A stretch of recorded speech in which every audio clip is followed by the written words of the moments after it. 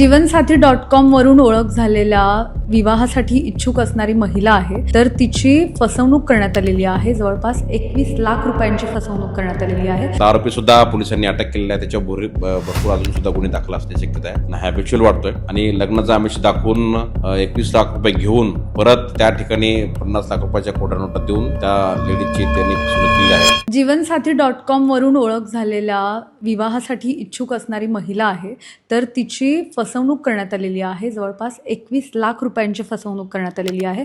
एवढंच करून हा आरोपी थांबला नाहीये, तर त्याने त्यानंतर 50 लाख रुपयांच्या खोट्या नोटा सुद्धा दिल्या आणि 21 लाख रुपये काढून घे आणि उरलेले जी रक्कम आहे तर त्याची मला RTGS कर असं सुद्धा सांगण्यात आलेलं आहे। काय नेमकं प्रकरण आहे आपण जाणून घेणार आहोत। आपल्यासोबत परिमंडळ 3चे पोलीस उपायुक्त संभाजी कदम सर आहेत। सर, नेमकं काय प्रकरण आहे आणि कशा पद्धतीने या महिलेची फसवणूक झाली आहे? एक जीवनसाथी.com वरती एका महिलेने त्याचं नाव रजिस्टर केलं होतं आणि त्या साईटवरती एका जो आरोपी आहे यातला आपण अटक केलेला आहे गोरखनाथ गावंडकर हा राहणारा रायगडचा आहे। त्यांचं हे झाल्यानंतर त्यांचं बोलायचं झाल्यानंतर त्यांचं काही अमाऊंट त्याला बिझनेस करायचा होता असं सांगून त्याच्याकडून गोड बोलून 21 लाख रुपये RTGS करून घेतले। त्यानंतर त्या आरोपीने तिला भेटायला बोलवलं एका हॉटेलवरती। त्या ठिकाणी त्याने एक बॅग तिला दिली आणि त्याच्यामध्ये 51 लाख रुपये आहे असं त्यांनी तिला सांगितलं आणि त्यातले 21 लाख रुपये तुझे घे आणि बाकीचे राहिलेले RTGS मला कर असं त्यांनी तिला सांगितल्यानंतर त्यांनी त्या लेडीजनी जेव्हा ती बॅग चेक केली त्यावेळी त्या सगळे खेळण्यातल्या नोटा सापडल्या।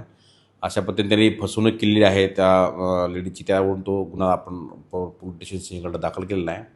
यातला आरोपीसुद्धा पोलिसांनी अटक केलेला आहे। त्याच्यावर भरपूर अजून सुद्धा गुन्हे दाखल असण्याची शक्यता आहे। हॅबिच्युअल वाटतोय आणि लग्नाचा आमिष दाखवून 21 लाख रुपये घेऊन परत त्या ठिकाणी 50 लाख रुपयाच्या खोट्या नोटा देऊन त्या लेडीजची त्यांनी फसवणूक केलेली आहे।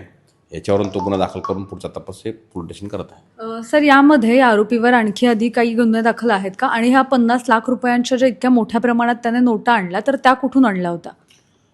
ते आता जस्ट त्याला आजच अरेस्ट केलेलं आहे। त्याच्या इंटरव्ह्यूमध्ये बाकी सगळ्या गोष्टी आता निष्पन्न होतील, त्याप्रमाणे पोलीस पुढची कारवाई करेल। यामध्ये हा एकटाच होता की आणखी कोणी आहेत त्याच्यासोबत साथीदार? ते जस्ट तुम्हाला मी सांगितलं गुन्हा दाखल झालेला आहे आणि आजच त्याला पोलिसांनी ताब्यात घेतले। तपासामध्ये ज्या पुढच्या गोष्टी होतील त्याला 13 तारखेपर्यंत विचार आहे। विचारामध्ये आणि काही गोष्टी त्याच्यामध्ये निष्पन्न होतील।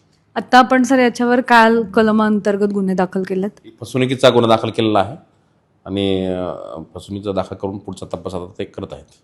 नक्कीच। त्यामुळे आपण याआधी पाहिलं असेल की लग्न ठरत नाही म्हणून पुरुषांकडून अनेकदा असे पैसे दिले जातात किंवा हे केलं जातं। मात्र या ठिकाणी जी घटना घडलेली आहे यामध्ये या महिलेनेच लग्न ठरत नसल्यामुळे जवळपास 21 लाख रुपये या व्यक्तीला दिलं असल्याचं समोर आलेलं आहे। पोलिसांनी आता आरोपीला ताब्यात घेतलेला आहे आणि या घटनेचा पुढील तपास सध्या सुरू आहे।